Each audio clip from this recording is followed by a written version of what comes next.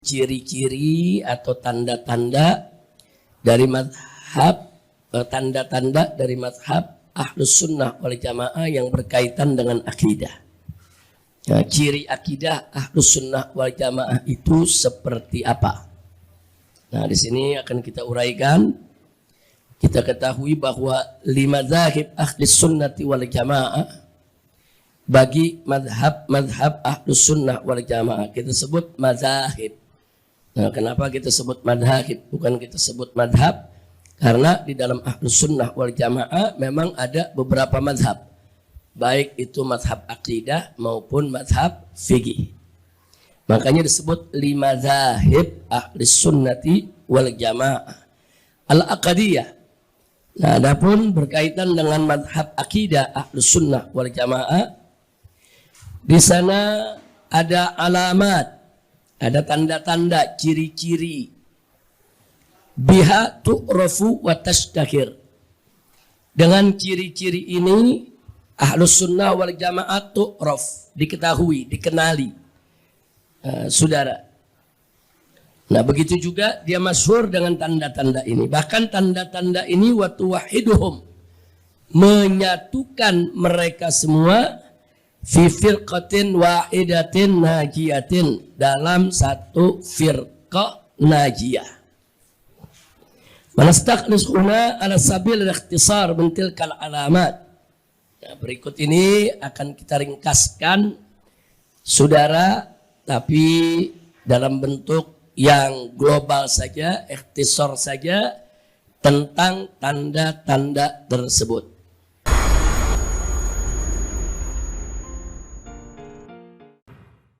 Sekarang mari kita lanjutkan kitab Manahijut Tamyiz Baina Usuluddin wa Furu'ih. Kita sudah sampai ke halaman 88. Silakan buka halaman 88.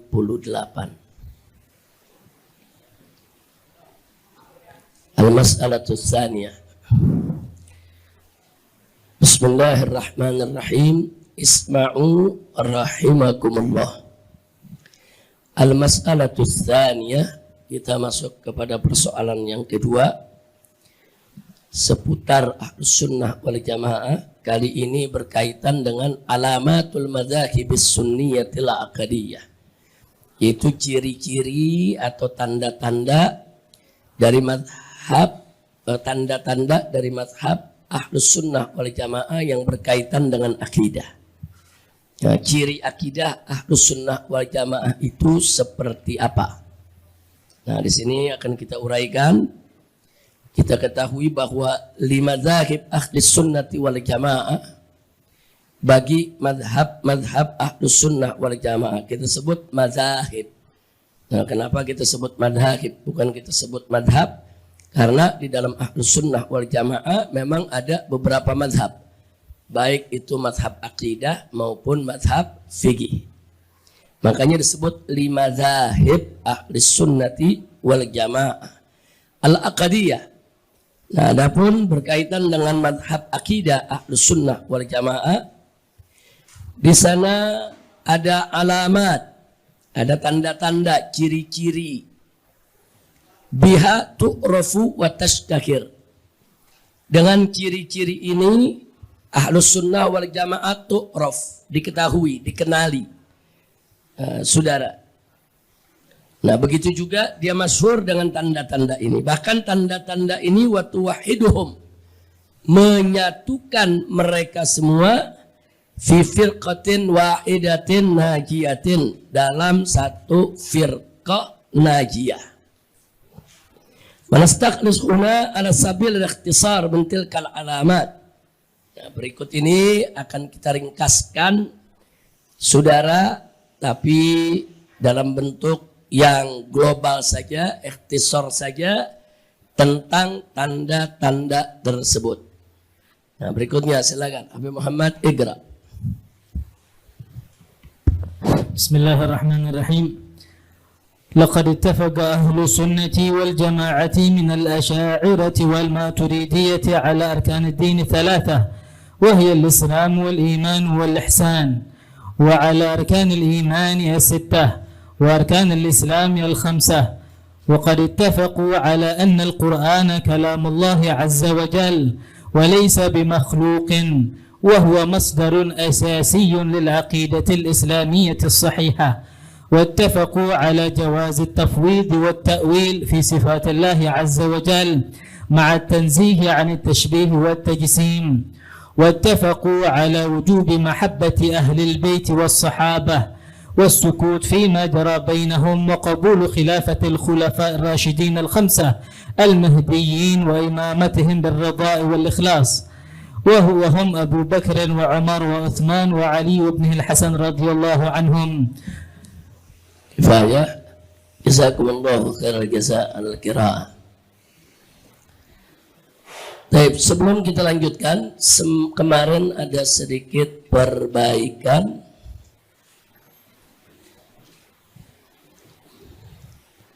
Lihat halaman 86.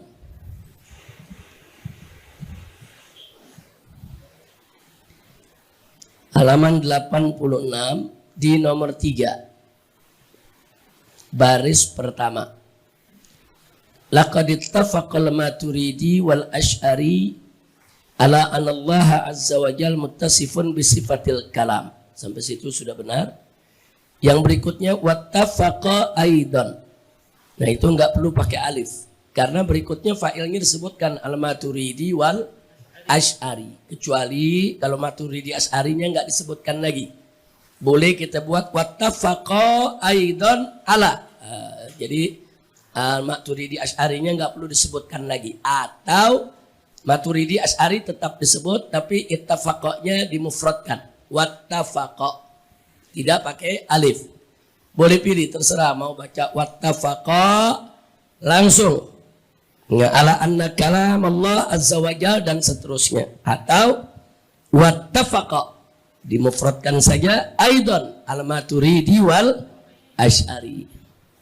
Baik, jadi alifnya dibuang.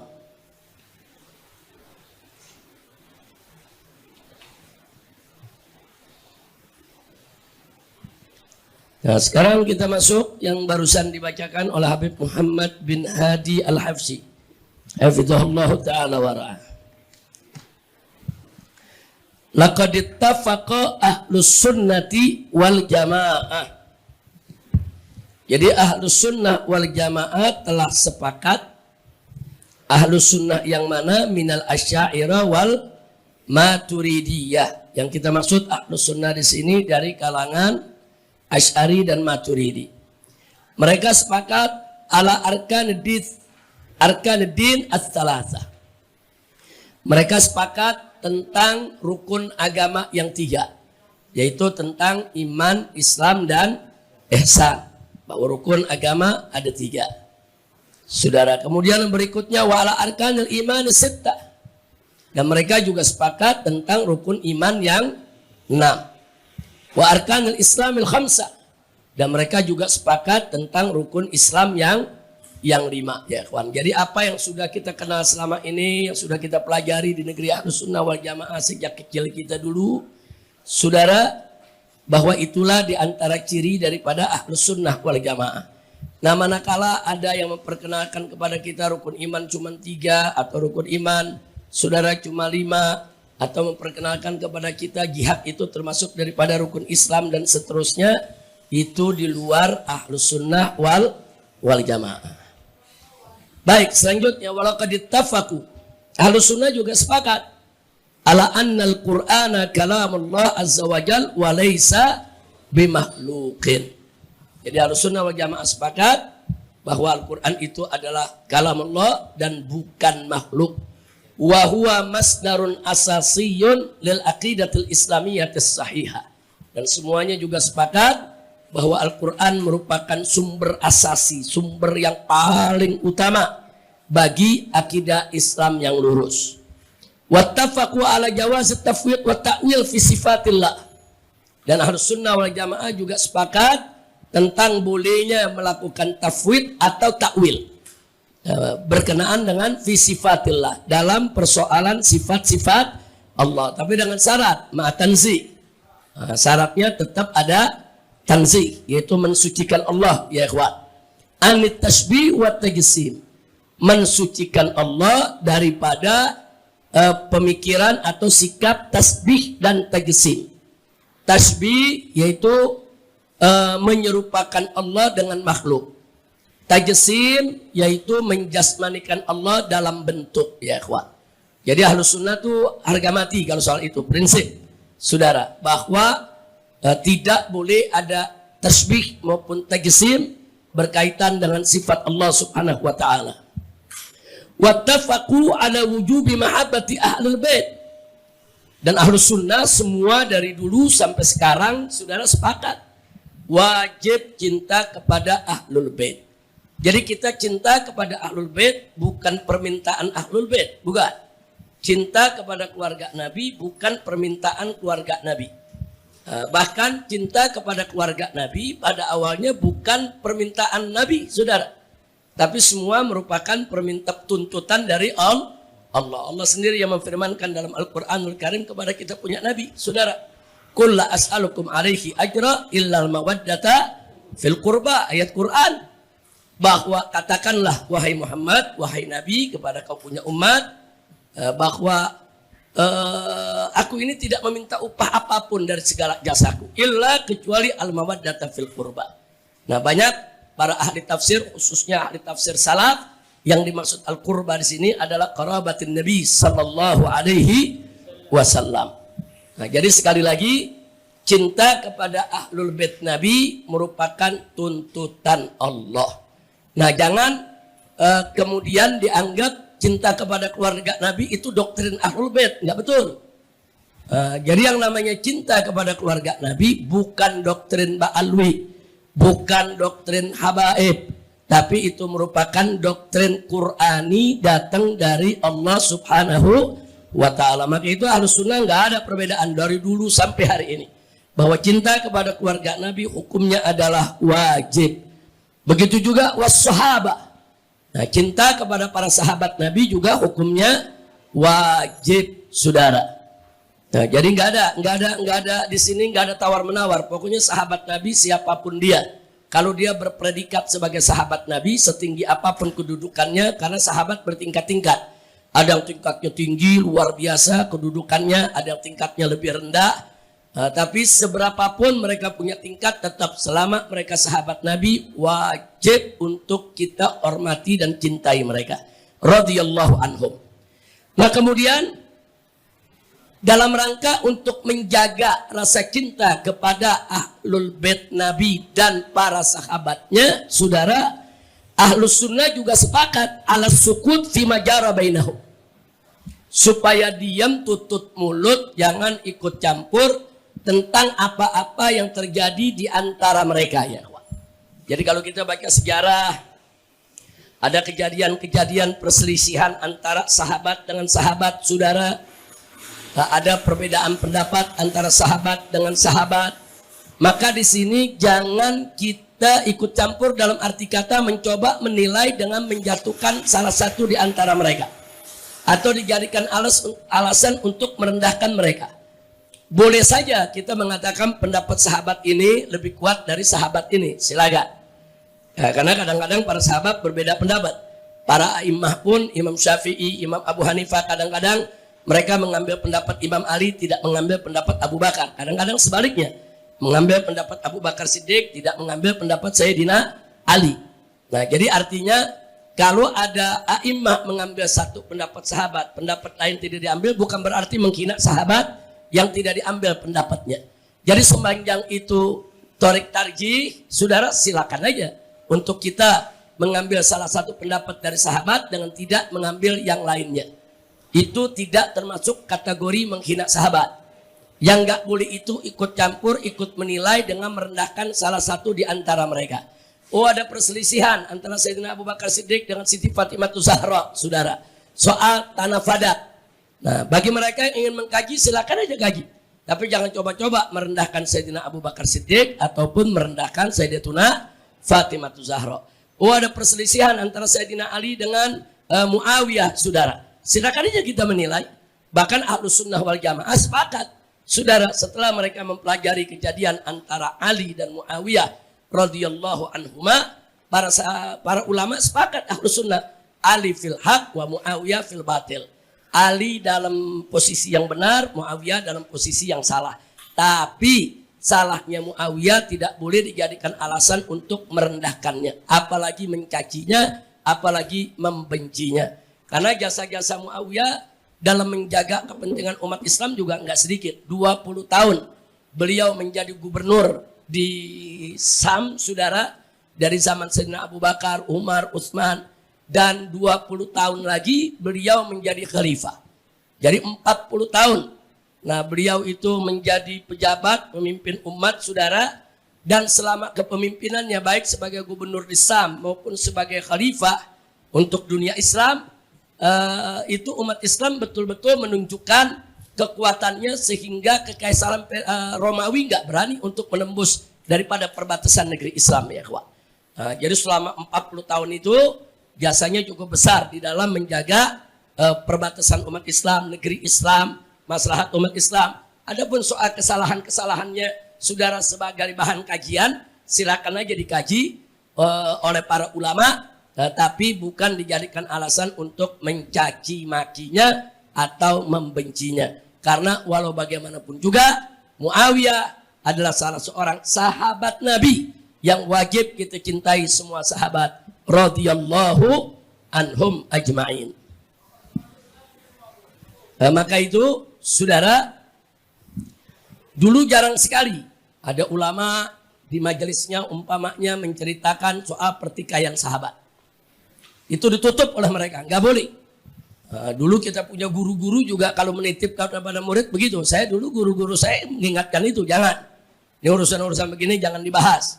Apalagi di mimbar, kemudian di majelis, nggak usah, saudara. Ya, dulu kita lihat memang pendapat seperti ini, sikap seperti ini luar biasa bagusnya, sehingga orang-orang awam nggak perlu tahu, karena orang awam nggak bisa menilai, nanti nilainya pakai hawa nafsu.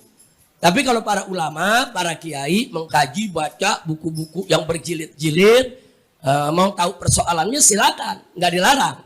Tapi dibahas di depan orang awam jangan. Nanti orang awam ambil penilaian sendiri, akhirnya mereka suudzon terhadap para sahabat Nabi. Nah, itu berbahaya. Namun belakangan, hal yang dulu ditutup oleh para ulama kita, kini dibuka bebas di medsos. Nah, ini kita jadi serba salah, saudara. Kita tetap pengen jaga amanat guru-guru kita, amanat salaf kita, udahlah, ini nggak usah dibahas. Nah, tapi yang jadi persoalan sekarang di medsos ini, saudara, diumbar informasi tentang pertikaian sahabat. Nah, udah begitu di medsos ini ada website, ada akun-akun, ada aneka ragam link, saudara, aneka tulisan, aneka rekaman video, dilempar ke medsos dan orang awam semua bisa lihat, bisa dengar, bisa lihat, bisa memperhatikan. Akhirnya semua ingin ikut menilai dan ini berbahaya. Itu satu. Kedua, sekarang ini aneka ragam madhab pemikiran di luar Ahlus Sunnah wal Jamaah ikut menyemarakan dalam rangka untuk membela pendapat mereka. Contoh, bicara tentang perselisihan yang terjadi antara Sayyidina Abu Bakar Siddiq dan Sayyidatuna Fatimah radhiyallahu anhuma, saudara, manakala dibahas oleh kelompok, katakan kelompok Syiah, ya ikhwan, yang begitu cinta kepada Sayyidatuna Fatimah Zahra. Nah, akhirnya rasa cinta kepada Fatimah Zahra mempengaruhi pemikiran dan penilaiannya, sehingga di dalam mengambil kesimpulan menyalahkan Sayyidina Abu Bakar. Sayyidina Abu Bakar disalahkan, dibilang nggak punya adab, nggak taat pada Nabi, dibilang nggak menghormati keluarga Nabi, putri Nabi, dan lain sebagainya. Bahkan ada kalimat-kalimat yang jelas-jelas mencaci Abu Bakar Siddiq radhiyallahu anhu. Nah, sementara ada kelompok lain, kelompok Nasibah.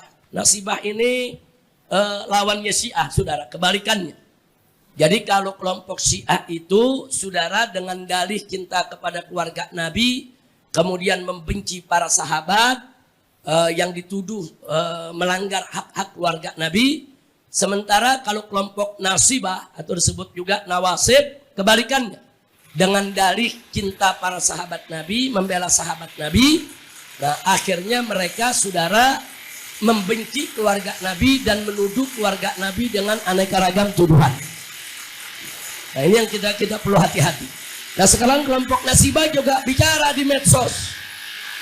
Tentang apa? Tentang perseteruan, perselisihan yang terjadi antara Sayyidina Abu Bakar Siddiq dengan Siti Fatimah Zahra radhiyallahu anhuma. Akhirnya karena mereka cinta kepada Abu Bakar Siddiq, maksudnya mau bela Sayyidina Abu Bakar Siddiq, akhirnya mereka menyalahkan Siti Fatimah. Bahkan menyebut Siti Fatimah munafik lah, nggak taat kepada khalifah lah, dan seterusnya. Nah, akibatnya apa? Akibatnya sekarang kita Ahlus Sunnah wal Jamaah dilematis. Kita mau ikut bicara, dilarang guru-guru kita buka soal-soal begini di depan umum. Kita nggak bicara, fitnah dua kelompok ini menyebar kemana-mana, saudara. Nah, umat yang di tengah bingung, yang mana yang benar? Padahal dua-duanya nggak betul, saudara. Baik pendapat yang dikemukakan oleh Syiah maupun Nasibah tentang pertikaian Sayyidina Abu Bakar dengan Sayyidatuna Fatimah. Nah, dalam kondisi semacam ini terpaksa darurat Ahlus Sunnah harus bicara, saudara. Jadi jangan sampai kejadian itu ditafsirkan oleh Syiah atau ditafsirkan oleh Nawasib. Rusak nanti ditafsirkan oleh Syiah sahabat yang diserang, ditafsirkan oleh Nawasib Ahlul Bait yang diserang. Ahlus Sunnah harus tampil untuk menjelaskan kepada umat. Kenapa sih terjadi perbedaan? Apa sih argumentasinya Sayyidina Abu Bakar? Apa sih argumentasinya Sayyidatuna Fatimah Zahra? Kemudian bagaimana sih akhirnya endingnya? Ya, bagaimana sih sebetulnya penyelesaiannya? Dan seterusnya dan seterusnya. Nah, manakala kita terpaksa bicara, bukan berarti kita melanggar arahan guru-guru kita, orang-orang tua kita, salaf kita, bukan. Dalam rangka untuk menyelamatkan umat. Kalau dulu nggak perlu ya ikhwan, karena Syiah hanya bicara di kitab mereka, Nawasib hanya bicara di kitab mereka. Kita juga punya kitab, bahkan kitab-kitab kita Ahlus Sunnah wal Jamaah lebih populer daripada kitab-kitab mereka. Kita punya Al-Kamil Fit Tarikh, kita punya Al-Bidayah wan Nihayah. Wah, kita punya macam-macam kitab yang berpuluh-puluh jilid tentang sejarah, saudara. Nah, tapi kali ini, saudara, cerita-cerita ini diangkat bukan hanya oleh kitab-kitab yang puluhan jilid. Hanya modal akun 5.000 perak, saudara udah bisa ngoceh di medsos. Nah, ini yang jadi persoalan. Nah, karena itu sudah waktunya ulama-ulama Ahlus Sunnah, para ahli tarikh Ahlus Sunnah untuk memberikan pemahaman kepada umat bahwa apa yang disampaikan Syiah tidak benar, yang disampaikan oleh Nawasib tidak benar, yang betul itu begini. Luruskan ya ikhwan. Seperti peristiwa barusan. Saudara, kenapa Sayyidatuna Fatimah menuntut tanah Fadak? Karena dalam pandangan Sayyidatuna Fatimah, Fadak itu warisan. Jadi Fadak itu pampasan perang, saudara, di zaman Nabi alaihi salatu wassalam yang sudah dibagi-bagi. Nah, kan keluarga Nabi ada bagiannya, Nabi kan ada bagiannya. Nah, itu diambil oleh Nabi dan dikelola oleh Nabi, itu perkebunan. Jadi artinya itu milik keluarga Nabi. Nah, begitu Nabi wafat, Sayyidatuna Fatimah punya prinsip sesuai firman Allah dalam Al-Quran, yusikumullahu fi auladikum. Jadi Allah berwasiat kepada kamu tentang anak-anakmu, lidzakari mithlu hadzil unsayain. Artinya di situ Allah menetapkan bahwa anak itu dapat warisan dari orang tua. Sayyidatuna Fatimah radhiyallahu anha berpegang teguh kepada hadis ini, pada ayat ini, bahwa anak pewaris bapaknya. Nggak bisa. Maka itu Sayyidatuna Fatimah minta itu kebun untuk dikembalikan kepada Ahlul Bait sebagai warisan. Tapi Sayyidina Abu Bakar menolak. Karena Sayyidina Abu Bakar juga punya dalil. Ya, ayat Al-Quran yang disampaikan Sayyidatuna Fatimah betul, ayat Quran ya ikhwan. Nggak bisa dibantah. Cuman Abu Bakar Siddiq sendiri menyampaikan bahwa dia dengar hadis dari Nabi alaihi salatu wassalam bahwa para anbiya itu tidak meninggalkan warisan berupa harta. Sementara Sayyidatuna Fatimah nggak pernah dengar itu hadis. Nah, jadi Sayyidatuna Fatimah tetap berpegang kepada ayat, nggak bisa. Ada ayat Qur'annya. Anak dapat warisan dari bapak, ya berikan. Nah, sementara Abu Bakar Siddiq menyatakan, ya memang ada ayatnya, tapi ini kan ada hadis, aku dengar sendiri. Nah, aku nggak boleh langgar apa yang aku dengar dari Nabi, bahwa Nabi nggak ninggalin warisan berupa dinar, berupa harta. Nah, ini perbedaan. Nah, kalau dari segi ilmu fikih wajar dia berbeda ya, kawan. Yang satu berpegang pada satu hadis, yang satu berpegang kepada umumnya ayat. Sayyidina Abu Bakar melihat bahwa hadis ini menjadi taksis untuk ayat tadi. Ayat tadi umumnya ya, kawan. Buat siapa saja. Pokoknya anak mewarisi dari bapaknya, siapapun bapaknya, mau nabi ke, mau bukan ke, itu namanya umumul ayat. Ini ayat masih umum. Nah, Sayyidatuna Fatimah berpegang kepada umumnya ayat. Nah, sementara Sayyidina Abu Bakar berpegang kepada taksis. Ada hadis. Kalau ada hadis berarti mentaksis ayat tadi, ya ikhwah. Nah, ini yang perlu kita garis bawahi. Nah, akhirnya, lalu putusannya bagaimana? Ya karena Sayyidina Abu Bakar yang jadi khalifah, ya khalifah yang mutusin. Jangan lupa hukmul hakim yarfa'ul khilaf. Kalau ada perbedaan ya putusan yang mimpin. Karena jadi khalifah bukan Sayyidatuna Fatimah. Wajar. Akhirnya dijalankanlah oleh Sayyidina Abu Bakar. Tapi catat, tanah itu bukan diambil buat Abu Bakar Siddiq. Bukan. Jangan memfitnah. Tanah itu bukan diambil buat negara. Bukan. Jangan memfitnah. Tanah itu hanya diambil alih pengelolaannya. Hasilnya tetap diberikan kepada Ahlul Bait. Ya, ikhwah. Nah, makanya nggak panjang itu ribut. Ya, bagi keluarga Nabi yang mau dipegang Abu Bakar, dipegang sendiri, hasilnya tetap Ahlul Bait, selesai.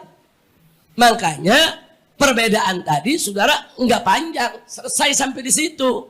Kira-kira jelas nggak? Jadi keluarga Nabi tetap diberikan, tiap tahun hasilnya diberikan oleh Sayyidina Abu Bakar Siddiq. Nah, begitu Sayyidina Umar menjadi khalifah, tetap Sayyidina Umar melaksanakan seperti itu.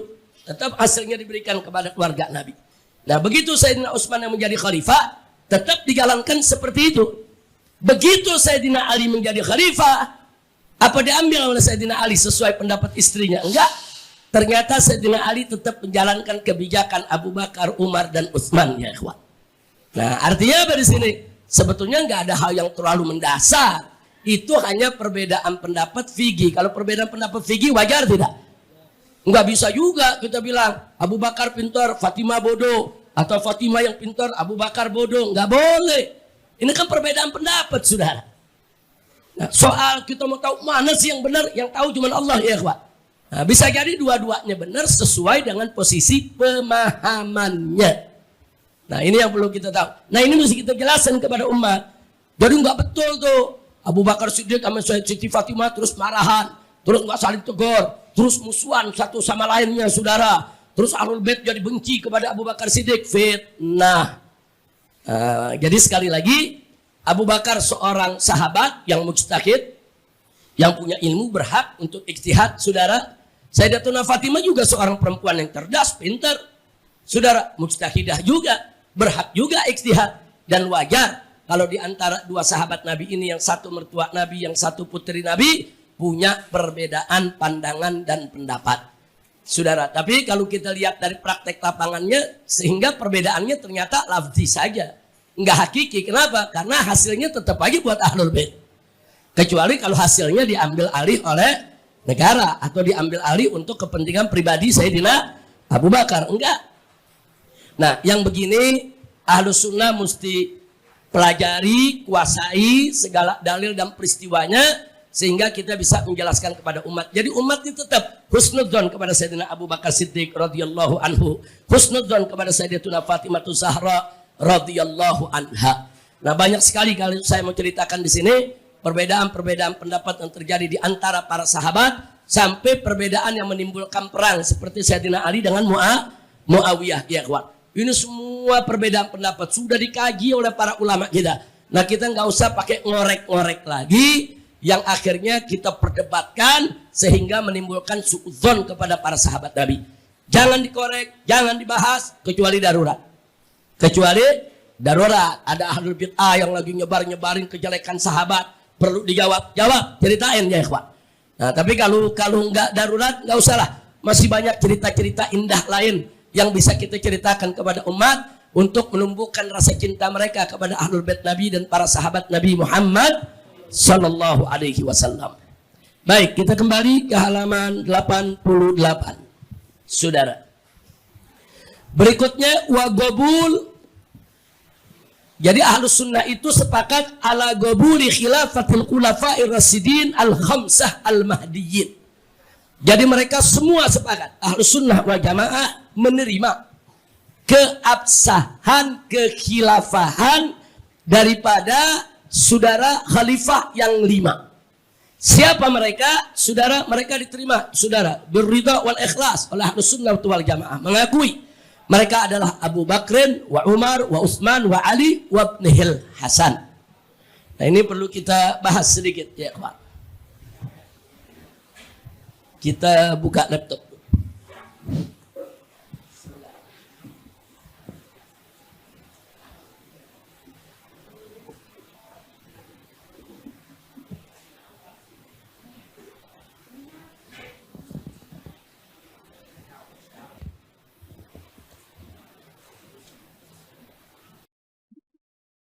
Ya, kita jangan buang waktu, biar aja yang tugas media terusin medianya, terusin sampai keluar. Karena tadi saya ngajar dari jam 10 sampai jam 12 pakai slide keluar ya, Evan. Nah, kenapa nih sekarang ngambek ini sama bapak-bapaknya? Nah, apa TV-nya genit kan ini? Di ibu-ibu nyala lancar, nggak ada gangguan ya, Evan. Baik, kita langsung.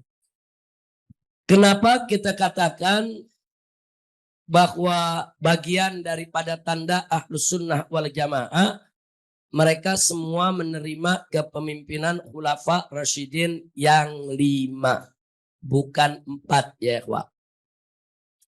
Kenapa 5? Karena ada sebuah hadis diriwayatkan oleh Imam Tirmidzi radhiyallahu taala anhu yang Nabi mengatakan alaihi salatu wassalam, atau kama qala Nabi sallallahu alaihi wasallam, al-khilafatu ba'di 30 sanah thumma takunu mulkan. Jadi kata Nabi alaihi salatu wassalam bahwa al-khilafatu ba'di, kekhilafahan sesudah aku nanti, setelah wafatnya Nabi, akan berlangsung 30 sanah, selama 30 tahun. Ini Nabi yang mengabarkan ya ikhwah. Jadi wa ma yantiqu 'anil hawa in huwa illa wahyu yuha. Ini yang bicara adalah Nabi, yang bersabda adalah Nabi alaihi salatu wassalam. Kemudian selanjutnya beliau katakan summa takunu mulkan. Setelah selesai 30 tahun akan datang masa kerajaan. Nah, ini menarik. Nabi menyebut langsung jumlah tahunnya ya Pak. Nggak pakai kira-kira lagi, langsung disebut. Kekhilafahan setelah aku akan berlangsung 30 tahun. Nah, dan adapun soal ini kenapa disebut Khulafa Rasyidin, karena dalam hadis Nabi yang lain, alaikum bisunnati wa sunnatil khulafa'ir rasyidin al-mahdiyyin ba'di. Karena Nabi mengatakan bahwa wajib atas kamu sekalian berpegang kepada sunnahku dan sunnah Khulafa Rasyidin yang mendapatkan petunjuk sesudah aku nanti. Nah, makanya 30 tahun ini disebut Al-Khilafatur Rasyidah. Kekhilafahan yang dipimpin oleh Khulafa Rasyidin. Nah, sekarang mari kita lihat. Kalau kita bicara 30 tahun. Kita mulai dari Sayyidina Abu Bakar Siddiq radhiyallahu ta'ala anhu. Antum bisa buka kitab Al-Bidayah wa Nihayah karangan Ibn Katsir, dirinci satu persatu ya ikhwah. Sayyidina Abu Bakar Siddiq radhiyallahu ta'ala anhu itu menjadi khalifah selama 2 tahun 3 bulan 10 hari. 2 tahun 3 bulan 10 hari dari sejak wafatnya Nabi kita Muhammad sallallahu alaihi wasallam. Nah, setelah Sayyidina Abu Bakar Siddiq radhiyallahu anhu wafat, naik Sayyidina Umar Ibn Khattab sebagai khalifah. Sayyidina Umar Ibn Khattab menjabat sebagai khalifah selama 10 tahun 6 bulan 5 hari. 10 tahun 6 bulan 5 hari. Antum boleh buat coret-coretan, nanti kita jumlah ya kawan. Nah, jadi kata saja tahun, bulan, hari. Pertama Abu Bakar Siddiq, di tahunnya ada angka 2. Bulannya 3, harinya 10. Kemudian Sayyidina Umar tahunnya 10, bulannya 6, harinya 5 ya ikhwah. Nah, kemudian setelah itu Sayyidina Utsman ibn Affan radhiyallahu anhu menjadi khalifah. Berapa lama Sayyidina Utsman? Sayyidina Utsman khalifah yang terlama di antara khulafa Rasyidin, ya ikhwah. Beliau memimpin selama 11 tahun, 11 bulan, 18 hari.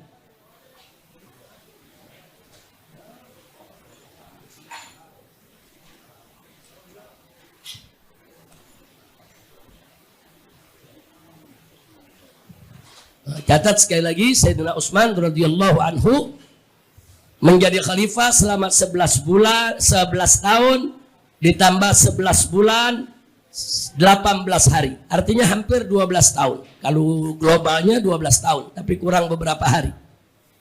12 tahun kurang 12 hari, Saudara.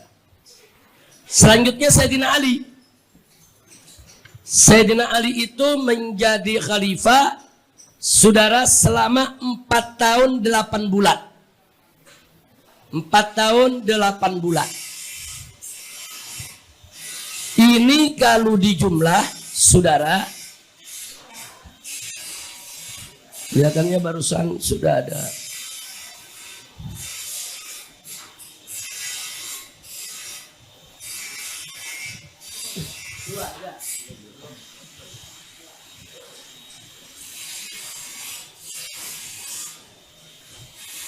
Ya,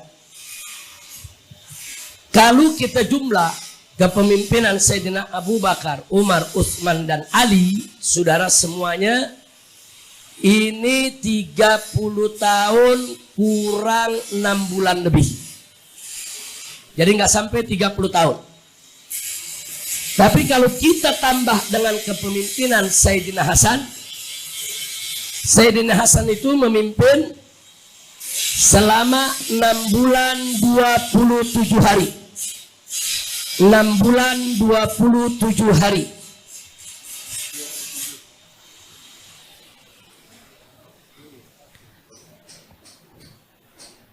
Nah, kalau 6 bulan 27 hari itu kita masukkan dalam bilangan khulafa Rasyidin, maka total jumlah kekuasaan 5 khalifah adalah 30 tahun sesuai yang dikabarkan oleh Nabi Muhammad SAW. Nah, makanya menjadi problem bagi kita kalau kepemimpinan Sayyidina Hasan diabaikan. Kalau kepemimpinan Sayyidina Hasan diabaikan, enggak 30 tahun. Tapi kalau kepemimpinan Sayyidina Hasan dimasukkan, genap 30 tahun. Jadi totalnya itu semua dari kepemimpinan Abu Bakar, Umar, Utsman, Ali, dan Hasan, itu totalnya semua ada 27 tahun, 34 bulan, 60 hari. 60 hari kita bulatkan jadi 2 bulan. Kemudian tadi ada 34 bulan, Saudara. 34 bulan tambah 60 hari. 60 hari jadi 2 bulan. Berarti 34 menjadi 36 bulan. Jadi Khulafaur Rasyidin kepemimpinannya 27 tahun 36 bulan. 36 bulan itu berapa tahun itu? 3 tahun. Berarti 27 ditambah 3, 30 tahun. Sudah keluar ya, Ikhwan. Perhatikan itu. Nah, kita lihat di sana. Ini rinciannya. Sayyidina Abu Bakar 2 tahun 3 bulan 10 hari. Sayyidina Umar 10 tahun 6 bulan 5 hari. Sayyidina Utsman 11 tahun 11 bulan 18 hari. Sayyidina Ali 4 tahun 8 bulan. Sayyidina Hasan 6 bulan 27 hari. Total 27 tahun 34 bulan 60 hari. 60 hari jadi 2 bulan. Kita lempar ke 34. 34 ditambah 60 hari jadi 36 bulan. Nah, 36 bulan itu 3 tahun. 27 tahun 36 bulan. 36 dirubah jadi tahun. Jadi 3 tahun. 27 tambah 3, 30 tahun. Jadi artinya, kalau kepemimpinan Sayyidina Hasan tidak dimasukkan, pertama, bilangan 30 tahun tidak terpenuhi. Kedua, ini jadi bertentangan dengan hadis Nabi alaihi salatu wassalam. Ketiga, tidak ada alasan bagi kita untuk mengabaikan kepemimpinan Sayyidina Hasan. Apa alasan? Kalau alasannya, tapi kan Sayyidina Hasan menyerahkan kekuasaan kepada Muawiyah. Justru dengan Sayyidina Hasan menyerahkan kekuasaan kepada Muawiyah, berarti dia memang khalifah. Kekhilafahannya dia turun dari jabatannya, dia serahkan kepada Muawiyah. Ada legal standing, saudara. Kalau dia bukan khalifah, saudara, bagaimana bisa duduk berunding dengan Muawiyah? Nah, jangan lupa, justru Muawiyah diakui sebagai khalifah setelah Sayyidina Hasan turun. Berarti Sayyidina Hasan legal, sah, dia punya kepemimpinannya, saudara. Nah, kalau alasannya, tapi Sayyidina Hasan terlalu sebentar, cuma 6 bulan, kita nggak peduli, walaupun sehari sekali khalifah tetap khalifah, saudara. Jadi jangan berkilah dengan jumlah hari. Khalifah jadi sehari, diangkat jadi khalifah, besok meninggal, khalifah bukan dia? Khalifah. Cuman dia hanya memimpin selama 1 hari, apalagi ini 6 bulan 27 hari. Wah, ada lagi yang punya alasan enggak, karena Sayyidina Hasan tidak melakukan sesuatu yang besar.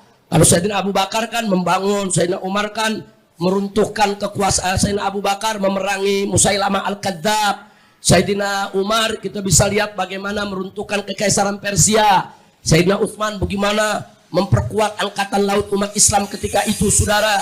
Sayyidina Ali juga luar biasa membangun ilmunya, tapi Sayyidina Hasan nggak ada yang dibangun. Salah besar, saudara. Justru jasanya Sayyidina Hasan sudah disebut oleh Nabi semenjak Sayyidina Hasan masih bayi, saudara. Nabi mengatakan apa? La'alallah an yusliha baina fi'atain azimatain minal muslimin. Dengan siapa? Dengan Sayyidina Hasan. Kata Nabi alaihi salatu wassalam, nanti Allah akan menyatukan 2 kelompok besar dari umat Islam yang bertikai dengan anak ini. Waktu Nabi mengatakan, inna ibni hadza sayyidun. Nah, cucuku ini, anakku ini yang namanya Hasan, ini seorang pemimpin. La'alallahu subhanahu wa ta'ala an yusliha bihi. Allah akan menyelesaikan, mendamaikan 2 kelompok fi'atain azimatain minal muslimin dengan adanya daripada anak ini, saudara. Nah, sekarang saya mau tanya, satu peristiwa yang sudah dikabarkan oleh Nabi sebelum jadinya besar tidak ini? Besar. Dan jasa Sayyidina Hasan gak kecil, mendamaikan umat Nabi. 2 umat yang bertikai, yang sekian lama perang, saling bertumpahan darah, bunuh-membunuh, saudara. Dan korbannya juga banyak sahabat yang meninggal dunia. Di stop dengan perdamaiannya Sayyidina Hasan. Saya mau tanya, berarti jasanya besar tidak? Besar. Jadi nggak ada alasan kepemimpinan Sayyidina Hasan diabaikan, dilupakan. Nggak ada alasan, saudara. Apa alasan orang melupakan kepemimpinan Sayyidina Hasan? Nah, makanya saya kalau bicara tentang khulafa rasyidin atau lagi khutbah Jumat, wardallahumma anil khulafa'ir rasyidin sadatina an sadatina Abi Bakrin wa Umar wa Utsmana wa Ali wa ibnihil Hasan. Jangan dilupain ibnihil Hasan. Nggak boleh kita lupakan. Kalau kita lupakan, apa alasan kita, saudara? Kita mesti punya alasan yang kuat untuk melupakan kepemimpinan Sayyidina Hasan. Kalau bicara masa kepemimpinannya sebentar, enggak juga. 6 bulan bukan sebentar, saudara. 6 bulan hampir 7 bulan. 6 bulan 27 hari. Terus kalau disebut dia nggak berjasa, siapa bilang? Dia berjasa, saudara. Mendamaikan 2 umat Nabi yang bertikai bertahun-tahun, bunuh-bunuhan, saudara. Jadi nggak ada alasan untuk melupakannya. Lagi pula kalau kita lupakan, nanti kita bertentangan dengan apa yang dikabarkan oleh Nabi. Nabi udah kasih kabar, khulafa rasyidin 30 tahun. Perkis dengan akhir daripada kepemimpinan Sayyidina Hasan radhiyallahu anhu. Nah, itulah sebabnya dalam kitab yang kita baca tadi, ya ikhwan, saya tetap menyebut di situ yaitu al-khulafa ar-rasyidun al-khamsah. Khulafa rasyidin yang 5. Bahkan kalau kita buka kitab Bidayah wan Nihayah, saudara, Al-Imam Ibn Katsir waktu membahas Sayyidina Abu Bakar Siddiq menyebut khalifah, Sayyidina Umar khalifah, Sayyidina Utsman khalifah, Sayyidina Ali khalifah, Sayyidina Hasan khalifah. Begitu bab masuk Muawiyah, apa judulnya? Ditulis oleh Ibn Katsir, awwalu malikin, saudara, wa khairuhum. Muawiyah itu awwalu malik, raja yang pertama, wa khairuhum, tapi juga raja yang terbaik. Kenapa raja yang terbaik? Karena sahabat Nabi, saudara. Nah, setelah itu kan yang jadi raja bukan sahabat Nabi, Yazid dan seterusnya. Nah, jadi dari sini ada isyarat dari Ibn Katsir, sebetulnya kalau Nabi mengatakan tsumma takunu mulkan, setelah khilafah Rasyida datang kerajaan, betul. Dari Muawiyah jatuh ke anaknya, dari anaknya jatuh kepada keluarganya, akhirnya kita sebut sebagai Bani Umayyah, saudara. Setelah itu muncul yaitu Bani Abbas yang kita sebut dengan generasi Abbasiyah. Sebetulnya kalau secara definisi itu bukan khulafa lagi, bukan khalifah lagi, mereka raja. Tapi tajawuzan, saudara. Tapi secara substansial mereka khalifah. Loh, kenapa secara substansial mereka khalifah? Kepemimpinan mereka diakui oleh para ulama. Para ulama mengakui mereka sebagai pemimpin, mereka pengambil keputusan, hukum Islam dilaksanakan. Secara substansi berarti mereka tetap khalifah, saudara. Nah, de factonya mereka memang pemimpin, de factonya mereka itu sebagai khalifah. Maka itu akhirnya mereka disebut oleh para ulama tetap sebagai khulafa.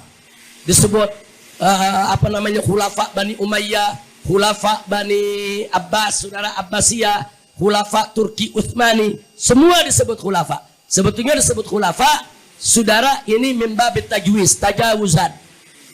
Jadi nggak apa-apa lah disebut khalifah selama betul secara de facto memang dia memimpin, secara de jure ulama juga ngakui dia sebagai pemimpin, boleh dia disebut sebagai khalifah. Walaupun kalau kita mau definisi yang sesungguhnya bukan khalifah, saudara. Khalifah mesti dipilih lewat syura. Nah, tapi sungguh pun begitu para ulama, saudara, akhirnya mereka sepakat, nggak apa-apa disebut khalifah tajawuzan. Paling tidak mereka itu menjadi khalifah asyaukah, saudara, bidarurah. Karena darurat dan mereka punya syaukah, punya kekuatan. Sebagaimana fatwa NU waktu Soekarno diangkat jadi presiden pertama, saudara. NU mengatakan apa? Saudara, ini darurah bisyaukah. Jadi diterima kepemimpinan Bung Karno, karena kan kepemimpinan Bung Karno gak ada pemilu saat itu ya. Tahun 45 Bung Karno jadi presiden gak ada pemilu, gak ada pemilihan, saudara. Tapi karena Bung Karno dianggap tokoh sentral, punya kekuatan, dihormati oleh berbagai macam kalangan, real, dia memang memegang kekuatan militer, semua setuju dia untuk menjadi pemimpin bangsa Indonesia. Itu namanya doruri bisyaukah. Nah, artinya karena kedaruratan dan dia memang punya kekuatan layak untuk menjadi pimpinan, saudara. Nah, ini yang perlu kita tahu. Jadi sebetulnya khulafa-khulafa itu kalau kita bicara dari segi ilmu politiknya, mereka semua doruri bisyaukah, ya kawan. Tapi karena pada zaman mereka para ulamanya mengakui, ya ahlan wa sahlan bil habib.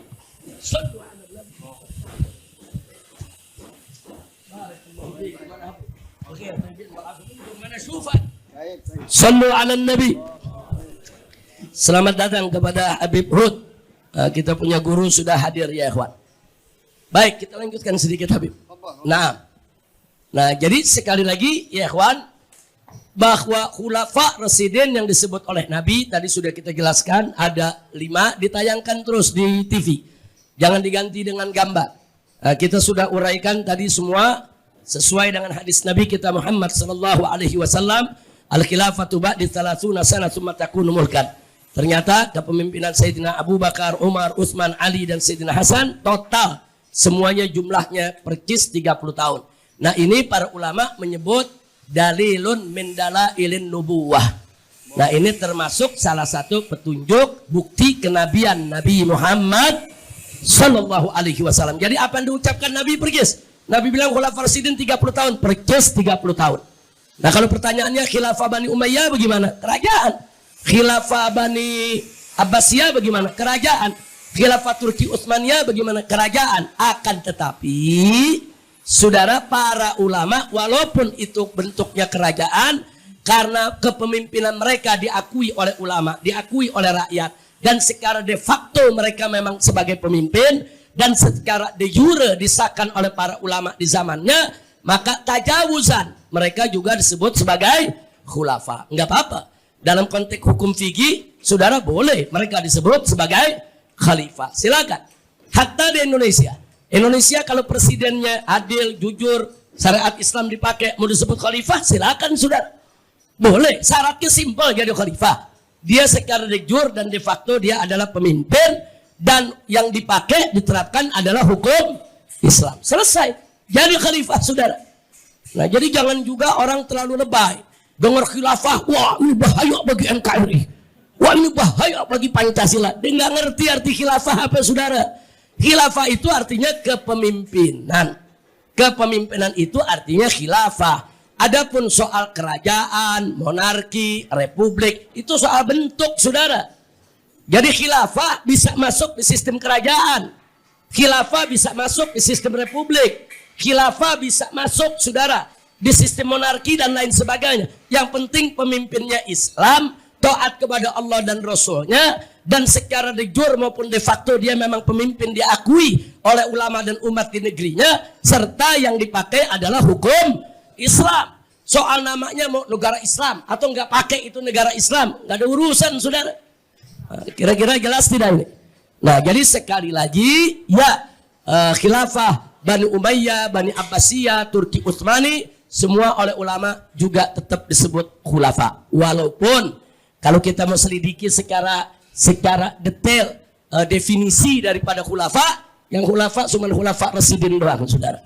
Sama nanti khilafah yang terakhir, khilafah Imam Mahdi. Mudah-mudahan saudara, Allah subhanahu wa ta'ala membuka hati umat semua untuk bisa menerima kedatangan Mahdi. Amin ya rabbal alamin. Nah, ini saja yang saya mau sampaikan dalam hal seperti ini, saudara, supaya kita pahami.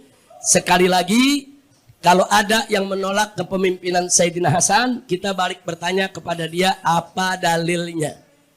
Kalau dalilnya Sayyidina Hasan memimpinnya terlalu sebentar, 6 bulan bukan sebentar, saudara. Jangankan 6 bulan 27 hari, 1 hari 1 malam jadi khalifah, tetap khalifah. Yang kedua, kalau dia katakan tapi Sayyidina Hasan waktu memimpin nggak punya jasa, siapa bilang? Jasanya besar. Bahkan Nabi yang memberitakan bahwa inabni hada sayyidun, anakku ini seorang sayyid, dan Allah nanti kelak dengan anak ini, lantaran anak ini yaitu akan mendamaikan, yaitu daripada 2 kelompok besar dari umat Islam yang bertikai. Dan terjadi, saudara. Nah, jadi bagaimana dahsyatnya jasa daripada Sayyidina Hasan menyatukan umat nabinya yang bertikai sekian tahun saling bunuh satu sama lain. Alhamdulillah didamaikan oleh Sayyidina Hasan.